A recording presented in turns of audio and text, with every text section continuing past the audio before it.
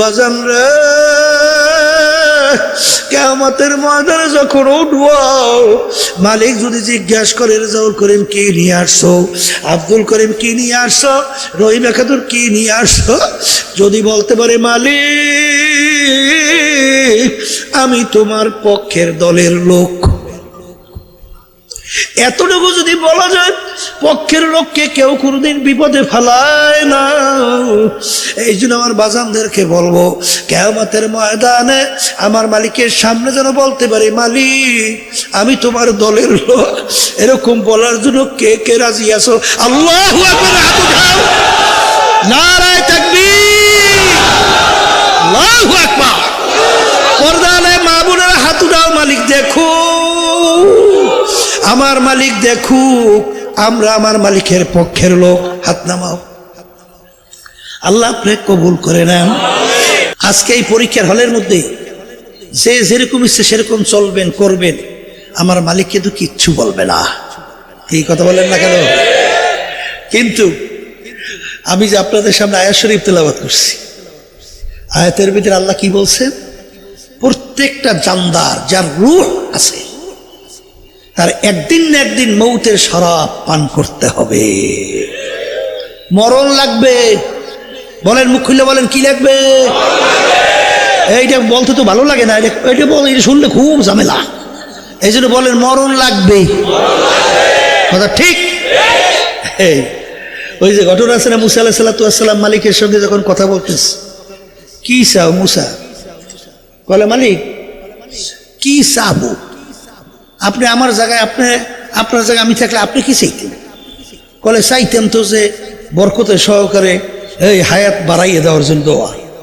বলে কি পরিমাণ? বলে প্রত্যেকটা পশমের বিনিময়ে 100 বছর। প্রত্যেক পশমের বিনিময়ে কয় বছর? বলে মালিক বুঝলাম, পাইলাম হায়াত, প্রত্যেক পশমের বিনিময়ে 100 বছর। এরপরে কি হবে? বলে এরপরেও আস্তের উপরে মালাকুল মউত হাজির, এরপরে মরণ লাগবে। বলে মালিক তাইলে আর আমার বাচ্চা থেকে লাভ নেই, আমার বাঁচার আশাও নাই। এখন তুমি যে আজরাইল পাঠাইছো, এখন নিয়ম অনুযায়ী আমার জান কবজ করে নিয়ে যাও, আমার বাঁচার আশা আর নাই, মরণ লাগবে।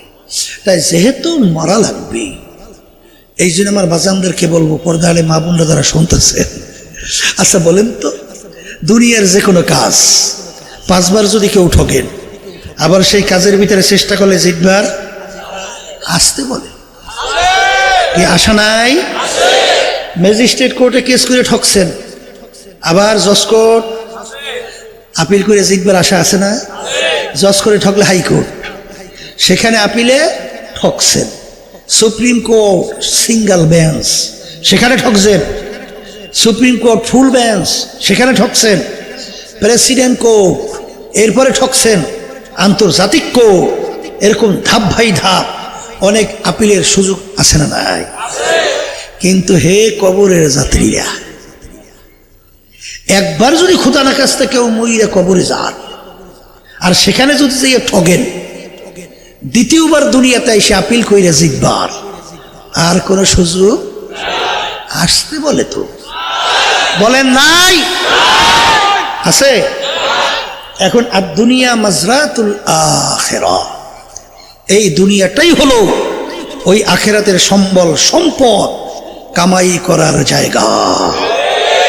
এই কথা ঠিক না? ঠিক। কারণ কবরের ভিতরে নাফরমান যাই আল্লাহকে ডাকতে থাকবে, আল্লাহ কি জবাব দেবে? দুনিয়ায় যেরকম ভুলে গেছিলি স্বাধীনতা পাইয়া পরীক্ষার হলে, এইভাবে আমি তোকে ভুলে গেলাম। যত ডাকবি আর ডাকে সারা নাই। এই জন্য আমার ভাইদেরকে বলবো, পর্দালে মা বোনরা যারা শুনতেছেন, কথা বেশি লম্বা না, সংক্ষেপ বলছি। মরণ যেহেতু লাগবে, আর এই দুনিয়াটাই হইল ওই সম্বল কামাই করার জায়গা। এখন কথা হলো, আল্লাহ রাসূল সাল্লাল্লাহু আলাইহি ওয়াসাল্লাম প্রায় 1500 বছর আগে সাহাবায়ে কেরামদেরকে লক্ষ্য করে বলছিলেন, সহিহ হাদিস মিশকাত শরীফের ভিতরেও আসছে, তিরমিজি শরীফের মধ্যেও আসছে, যে আমার উম্মতদের ভিতরে 73 দল হবে। কয় দল? না 72 উম্মতের ভিতরে 73 দল। আগের নবীর উম্মতদের ভিতরে দল ছিল 72, আমার উম্মতে দল কয়টা? মুখ খুলে বলেন। এখানে কিন্তু অনেকে চিন্তায় ভুল করতে পারে, বলে হুজুর খ্রিস্টান, ইহুদি, বৌদ্ধ, অন্যান্য ধর্ম অবলম্বী এত হুজুর অভাব নাই, তাহলে সব মিললে টিললে যদি 72 হয় তাহলে তো আমরা একদল হয়েই যাই। কি জোরে বলে কথা ঠিক না বেটে? আসলে বাস্তবতা কিন্তু এইটা না। আল্লাহ রাসূল সাল্লাল্লাহু আলাইহি ওয়াসাল্লাম বলেন আমার উম্মতদের ভিতরে 73 দল, যারা আল্লাহর নবীকে নবী মানছে, আল্লাহর উপরে যারা ঈমান আনছে, এদের ভিতরে 73 দল হবে। হাদিস সহিহ, কোনো সন্দেহ আছে? কোনো সন্দেহ আছে? আল্লাহ রাসূল সাল্লাল্লাহু আলাইহি ওয়াসাল্লাম বলেন এই 73 দলের ভিতরে 72টা দল ধ্বংসপ্রাপ্ত হইয়া জাহান্নামে চলে যাবে। জোরে বলেন নাউযুবিল্লাহ। একটা দল শুধুমাত্র নাজাত পেয়ে জান্নাতে যাবে। কয় দল? সাহাবায়ে কেরাম প্রশ্ন করলেন, হে আল্লাহর রাসূল সাল্লাল্লাহু আলাইহি ওয়াসাল্লাম, একটা দল যদি নাজাত পেয়ে জান্নাতে যায়, আপনার 73 উম্মতের ভিতরে 72 জন ধ্বংসপ্রাপ্ত হয়, একটা লোক যদি নাজাত পেয়ে জান্নাতি হয়, সেই লোকটার পরিচয় কি, দলের পরিচয় কি? তখন আল্লাহ রাসূল সাল্লাল্লাহু আলাইহি ওয়াসাল্লাম পরিষ্কার হাদিসে পরিচয় দিচ্ছেন, মা আনা আলাইহি ওয়া আসহাবি। সবাই বলি সুবহানাল্লাহ। এই পরিচয় মনে রাখেন। আল্লাহ রাসূল সাল্লাল্লাহু আলাইহি ওয়াসাল্লাম বলেন আমি এবং আমার সাহাবারা। বলেন আমি এবং আমার সাহাবা। সাহাবী কাকে বলে জানেন তো? বলেন যারা স্বচক্ষে ঈমান সহকারে আল্লাহ রাসূল সাল্লাল্লাহু আলাইহি ওয়াসাল্লামকে দেখছেন এবং ঈমান সহকারে দুনিয়ার থেকে বিদায় নিয়ে কবরে চলে গেছেন, এদেরকে বলে কি? সাহাবা। এদের সংখ্যা কত? প্রায় 1.5 লক্ষের কাছাকাছি। কথা বোঝেন না? বোঝেন নাই? তা আমি এবং আমার সাহাবারা যেই নীতি আদর্শ, যেই সূরা সিরাত, যেই আকীদার মধ্যে আছি, কিয়ামত পর্যন্ত যারাই এই নিয়মে থাকবে তারাই নাজাত পেয়ে জান্নাতি। কথা ঠিক কিনা? এখন আমার বাজানদেরকে বলি, পর্দালে মা বোনরা যারা শুনতেছেন, শোনেন, অনেকে কিন্তু দিনের কিছু অংশ মানে, কিছু অংশ মানে না। দিন কি পরিপূর্ণ না কমতি বাড়তি আছে? এটা মুখ খুলে বলেন পরিপূর্ণ। বিদায় হজের ভাষণ জাবালে রহমতের গোড়ায় আল্লাহ রাসূল সাল্লাল্লাহু আলাইহি ওয়াসাল্লাম তার বাহনের উপরে দাঁড়াইয়া তিনি এই আয়াত শরীফ তেলাওয়াত করছিলেন, আল-ইয়াওমা আকমালতু লাকুম দীনাকুম ওয়া আতমামতু আলাইকুম নি'মাতি ওয়া রাদিতু লাকুমুল ইসলামা দীনা। সুবহানাল্লাহ। আল্লাহ রাসূল সাল্লাল্লাহু আলাইহি ওয়াসাল্লাম বলেন আজকের এই দিন, ইসলাম বা দিন পরিপূর্ণ হয়ে গেল। এখন দিন শোনেন, দিন এই যে আমরা এখন রাত্র, এরপর দিন আসবে, এই দিন না, কিন্তু দিন কাকে বলে এটা বোঝা লাগবে। শোনেন, সাহাবায়ে কেরামরা মজলিসে বসা, ওমর ফারুক রাদিয়াল্লাহু তাআলা আনহু ওই মজলিসের ভিতরে ছিলেন। আল্লাহ রাসূল সাল্লাল্লাহু আলাইহি ওয়াসাল্লাম তিনি মজলিসে উপস্থিত। সাহাবায়ে কেরামরা বলতেছেন একজন ব্যক্তি হঠাৎ আসছে, ব্যক্তিকে আমরা কেউ চিনি না। বলেন ব্যক্তিকে আমরা কেউ চিনি না। ব্যক্তি মদিনা শরীফের লোকও না, কারণ মদিনা শরীফের যদি হইতো তাহলে আমরা তাকে চিনতাম। আর ব্যক্তি মুসাফিরও না, কারণ মুসাফির যদি হতো তাহলে তার সঙ্গে মুসাফির কিছু আলামত চিহ্ন থাকতো। তাহলে ব্যক্তিকে আমরা কেউ চিনি না, মুসাফিরও না। শরীরের ভিতরে পোশাক আদি একেবারে চকচকে তবতবে সাদা, মাথার ভিতরে চুলগুলো কালো মিশমিশে একেবারে পরিপাটি সাজানো গোছানো। আসসালাম। ব্যক্তি আইসা সরাসরি যাইয়া সাহাবায়ে কেরাম বলতেছেন আল্লাহ রাসূল সাল্লাল্লাহু আলাইহি ওয়াসাল্লামের হাঁটু মুবারকের সঙ্গে হাঁটু মুবারক মিশিয়ে বসছে। আর এক রয়াতের ভিতরে আসছে আল্লাহর হাবিবের 2 হাঁটুর উপরে হাত রাখছে। আচ্ছা, এখন সাহাবায়ে কেরাম বলেন আমরা আশ্চর্য হয়ে গেছি, এই ব্যক্তি কে? তার এত বড় সাহস আল্লাহর হাবিবের সঙ্গে মিশে বসছে। তাহলে বুঝতে হবে যে আল্লাহ রাসূল সাল্লাল্লাহু আলাইহি ওয়াসাল্লাম যেহেতু কিছু বলেন না, এই জন্য আমরাও কিছু বলি না। কারণ সাহাবায়ে কেরাম বড় আদবলত কেউ ছিল না, জোরে বলেন ছিল? তাহলে সেখানে আমরা কিছু বলি না, চুপ। আল্লাহ রাসূল সাল্লাল্লাহু আলাইহি ওয়াসাল্লাম যেহেতু কিছু বলেন না, আমরাও কিছু বলি না, আমরা তাকাই তাকাই দেখতেছি। আগান্তক ব্যক্তি আইসা আল্লাহ রাসূল সাল্লাল্লাহু আলাইহি ওয়াসাল্লামকে 3টা প্রশ্ন করছে। বলেন কয়টা? 3টা। প্রথম নম্বর প্রশ্ন, মাল ঈমান ইয়া রাসূলুল্লাহ সাল্লাল্লাহু আলাইহি ওয়াসাল্লাম, আল্লাহ রাসূল ঈমান কাকে বলে? আল্লাহ রাসূল সাল্লাল্লাহু আলাইহি ওয়াসাল্লাম কালেমা শাহাদাত, এরপরে কালেমা তাইয়্যিব, এই ঈমানের সংজ্ঞা দিল। আগান্তক প্রশ্নকারী উত্তর শোনার পরেই তিনি বলতেছেন, সাদাকাতা ইয়া রাসূলুল্লাহ, আল্লাহ রাসূল আপনি সত্যিই ঠিকই বলছেন। সাহাবায়ে কেরাম বলেন আমরা আশ্চর্য হয়ে গেলাম। প্রশ্ন করে প্রশ্নকারী কেন? না জানলে জানার জন্য। কি প্রশ্ন করে? কিসের জন্য? জানার জন্য।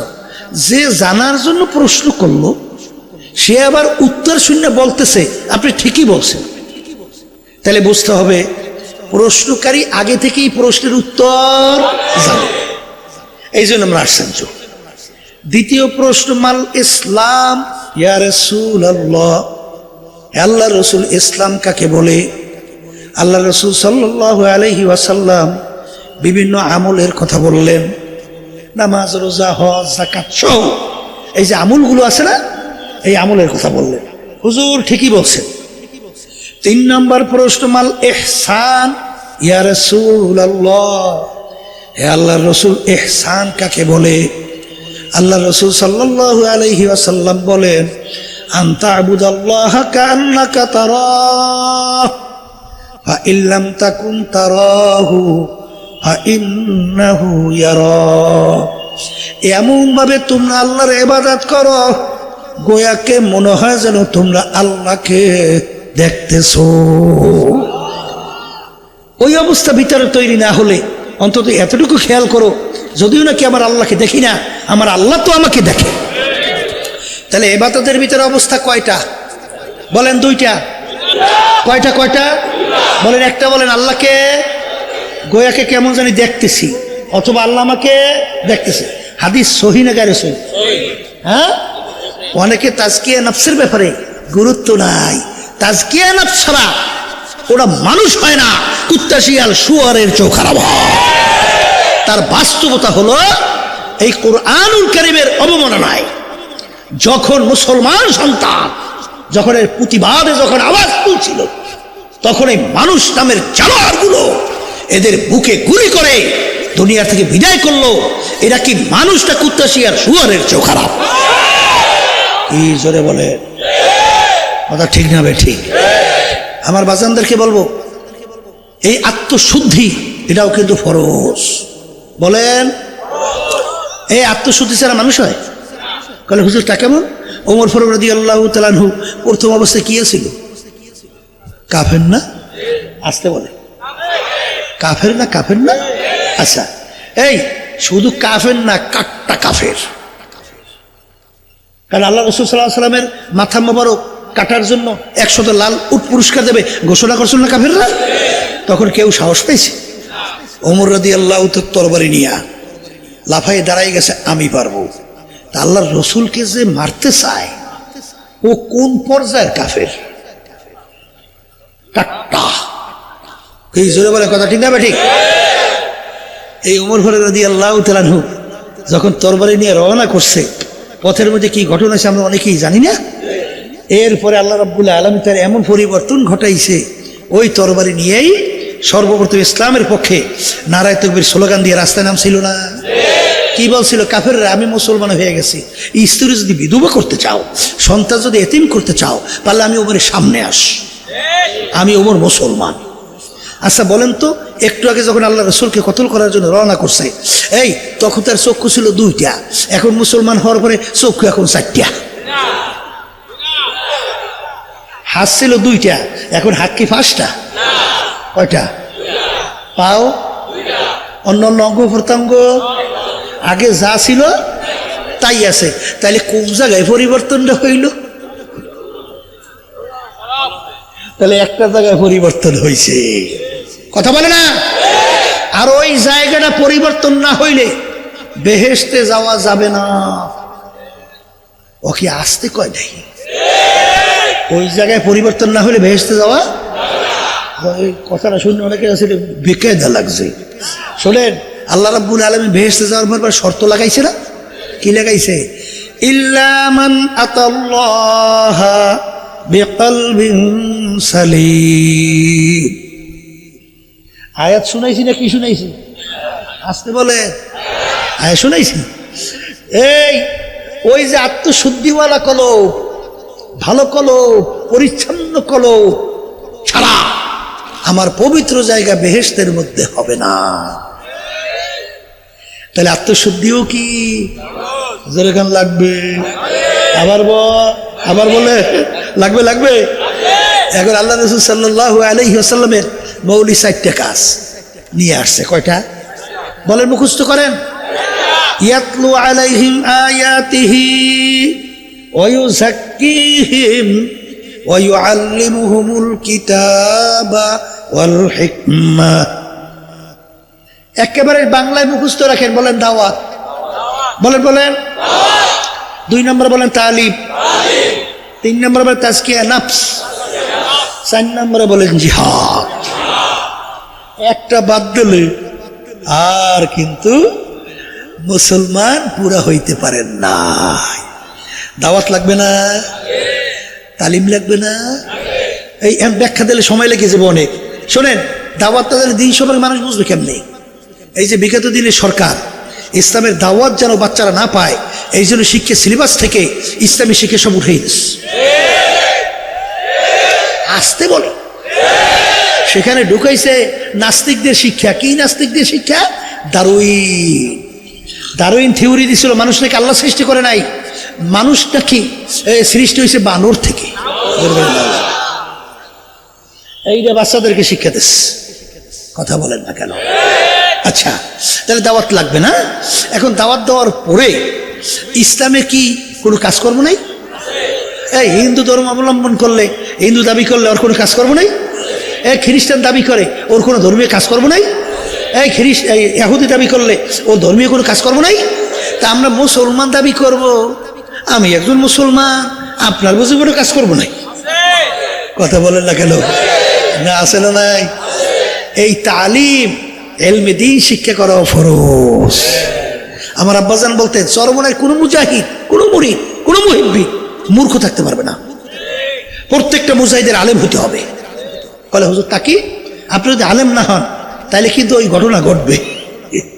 বাংলাদেশের আওয়ামী লীগ সরকারের সময় এক মন্ত্রী হ্যাঁ নেতার জন্য দোয়া করতে আসিল, মনে আছে?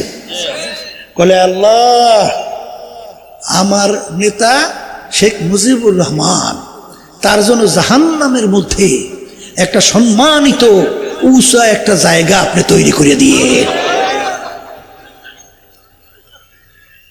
আওয়ামী লীগের নেতায় ঢাকা বসে বলছিল না যে আমার বাপের জানাজা নামাজ হুজুর গো লাগবে না, ও আলেম টালে বলবো আমরাই পড়াইতে পারি। মাশাআল্লাহ, যদি ছেলে বাপের জানাজা নামাজ পড়ায় এটা খুশির খবর না?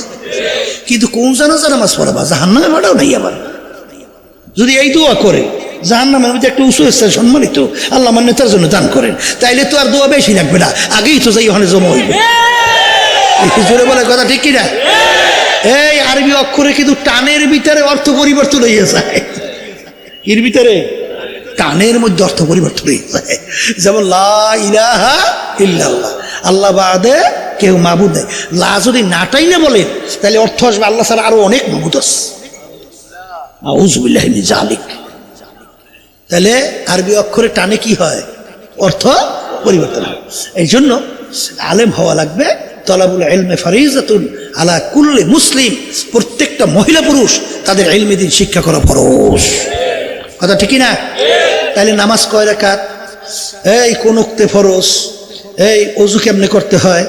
গোসল ফরজ কেমনে করতে হয়? এই কোনটা হারাম কোনটা হালাল, এইটা যদি আপনি না জানেন তা আপনি চলবেন কেমনে? এই ইলম শিক্ষা করাও কি আবার বলেন ফরজ পাইলেন। এরপরে বলছি কি তাজকিয়া নফস, এই আত্মশুদ্ধি, এই এখন এই সময় বেরিয়ে যাবে, এই আত্মার উল্লেখযোগ্য 10 রোগ, কয় রোগ? এইটা অন্তর থেকে দূর করতে হবে। যখন এটা দূর হবে, সেই মানুষ যখন ঘরের ভিতরে থাকবে, সেই ঘরটা একটা বেহেশতি ঘর পরিণত হয়ে যাবে। যদি সমাজের ভিতরে তার নেতৃত্ব আসে, সেই সমাজটা একটা এই বেহেশতি একটা পরিবেশ সমাজ তৈরি হবে। সেই লোকটা যদি দেশের পরিচালক হয়, সেই লোকটার মাধ্যমে এই দেশটা একটা বেহেশতি দেশ হবে। কথা ঠিক কিনা? বলে হুজুর তা কেমন? দেখছেন না বললেও পারি না, বলতেও তো হয়, আসতে হয়। আপনারা শুনতেছেন না মনে হয়, এই জন্য কোনো শব্দও তো পাই না। 2024 5ই আগস্ট দেশ কি হইল? অভ্যুত্থান হইল না? হ্যাঁ, অভ্যুত্থান হওয়ার পরে যারা এই ইসলামী নীতি আদর্শ লালন করে, যারা আল্লাহকে ভয় করে, যারা আখিরাতকে বিশ্বাস করে, তারা তখন নামলো কেন? হিন্দুদের, বিজাতিদের ঘর বাড়ি, তাদের জানমাল, ইজ্জত যেন নষ্ট না হয়। কারণ আমাদের পাশে আবার শকুন চক্ষু দিয়ে আছে না, এইটাকে ইস্যু কইরা দেশকে একটা অরাজকতা বানাইবে, দেশ আগুন জ্বালাইবে অশান্তির। এই জন্য আমরা সারা দেশের ভিতরে পাহারাদারের দায়িত্ব পালন করছিলাম। কথা বলে না? আর ওই সময় তখনও মায়ের বাচ্চা হারানো চিৎকার বন্ধ হয় নাই। তখন মা চিৎকার করে বলতেছেন যে আজকে কয়েকদিন পর্যন্ত আমার বাচ্চাটাকা আমাকে মা বলে ডাক দেয় না। যেই মায়ের সন্তান হারা হয়েছে, সে মা বুঝে যে তার সন্তান হারার ব্যথা কত। কথা ঠিক কিনা? তখন ওই অবস্থায় মা চিৎকার পরে মুখদের পানি পানি শব্দ আমাদের কান থেকে যায় নাই। সেই আবু সাঈদের সেই 2 হাত প্রসারিত করে বুকের ভিতরে গুলি বুলেট নিয়ে রাস্তার ভিতরে লুটাইয়া পড়লো, সেই দৃশ্য এখন আমাদের চোখের সামনে থেকে যায় নাই। আর ওই অবস্থায় আমরা নামলাম দেশের কল্যাণের জন্য, মানুষের কষ্ট লাঘবের জন্য ট্রাফিকের সিগন্যালের দায়িত্ব সারা দেশে পালন করছি না? আপনারা দেখেন নাই? না দেখেন নাই যে তখন তো কোনো প্রশাসন ছিল না, তখন আমরা ট্রাফিকের দায়িত্ব পালন করছি।